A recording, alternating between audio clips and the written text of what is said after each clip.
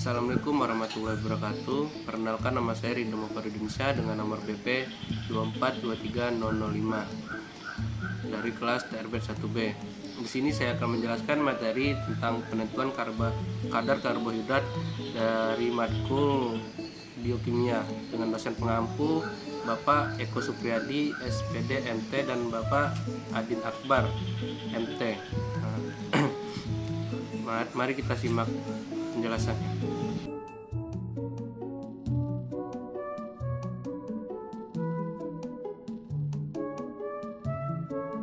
Adapun tujuan percobaan dari penentuan kadar karbohidrat ini adalah untuk mengukur kadar karbohidrat glukosa pada sampel, misalnya pisang, dengan menggunakan metode sulfatpenol.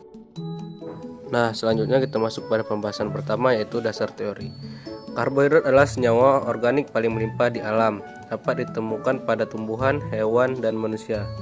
Karbohidrat dapat berupa monosakarida, disakarida, dan polisakarida. Metode sulfatpenol digunakan untuk mengukur kadar karbohidrat total.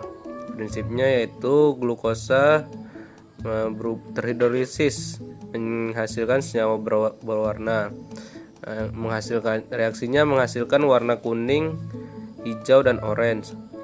Lalu diukur menggunakan spektrofotometer UV-Vis pada panjang gelombang 480 sampai 490 nanometer. Lalu semakin banyak tinggi kadar glukosa, semakin pekat warna yang terbentuk.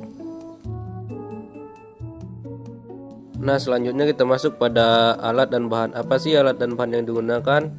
Alat yang digunakan yaitu labu ukur 50 mili untuk membuat larutan dengan volume tepat, lumpang untuk menghaluskan sampel pisang, spektrofotometer UV-Vis untuk mengukur intensitas warna atau absorbansi pada panjang gelombang tertentu, misalnya 480 sampai 490 nanometer.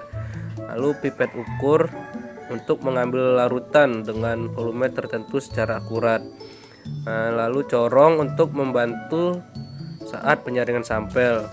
Tabung reaksi tempat pencampuran reagen dan sampel. Lalu gelas piala untuk wadah serbaguna, misalnya melarutkan atau menampung cairan. Yang seterusnya buret untuk titrasi atau meneteskan larutan dengan volume terukur.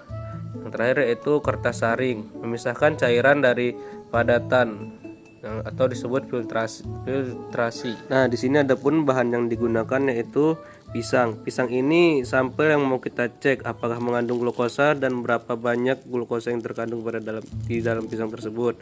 Nah, yaitu yang selanjutnya itu fenol. Fenol ini membuat warna saat bereaksi dengan gula. Jadi kita bisa lihat dan ukur kadarnya. Yang lalu asam sulfat atau H2SO4 ini membantu memecahkan karbohidrat jadi bentuk sederhana dan bikin reaksi warna lebih jelas. Larutan glukosa standar. Jadi patokan kita membandingkan hasil pisang dengan larutan ini biar bisa tahu berapa persen glukosanya. Selanjutnya PB asetat. PB asetat ini fungsinya nyaring kotoran atau pengganggu di sampel. Jadi tinggal glukosanya aja yang diukur. Seterusnya Na oksalat. Na oksalat ini membantu mengendapin sisa-sisa logam setelah PB asetat dipakai supaya larutan lebih jernih. Aqueous ini dipakai buat melarutkan semua bahan. Lalu kertas saring buat nyaring cairan dari endapan, jadi hasilnya lebih bening. Nah, kita masuk ke cara kerjanya. Cara kerjanya ini ada 3. Yang pertama, pembuatan kurva standar, respirasi sampel, dan penentuan kadar karbohidrat. Yang pembuatan kurva standar ini, yang pertama, siapkan larutan glukosa dengan berbagai konsentrasi. Contohnya 0,1, 0,2, 0,04, 0,66, dan seterusnya. Lalu tambahkan fenol dan asam sulfat, lalu diamkan dan ukur absorbansi pada panjang gelombang 485 nm. Lalu buat grafik konsentrasi dan bandingkan absorbansi sebagai kurva standar. Yang kedua, preparasi sampel. Pertama, hancurkan pisang, lalu tambahkan aquades dan lakukan penyaringan. Endapkan zat pengotor dengan Pb asetat dan Na oksalat, lalu ambil filtrat jernih. Yang penentuan kadar karbohidrat ini, ambil larutan sampel, tambahkan fenol dan asam sulfat, lalu diamkan. Ukur absorbansinya dengan spektrofotometer pada panjang gelombang 485 nm. Lalu konsentrasi glukosa sampel ditentukan dengan membandingkan absorbansi sampel dengan kurva standar. Nah, lalu kita masuk pada analisis data. Tentukan konsentrasi glukosa menggunakan kurva standar. Hitung kadar XO glukosa menggunakan rumus tersebut. Persen glukosa sama dengan faktor pengenceran dikali konsentrasi glukosa dikali 100%.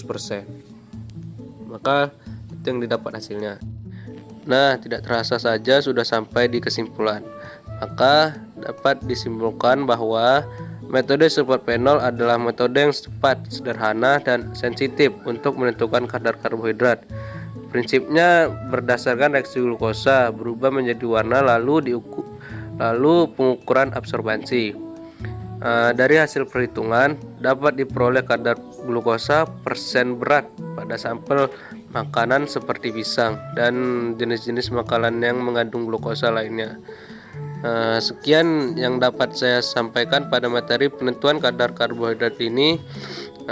Wassalamualaikum warahmatullahi wabarakatuh.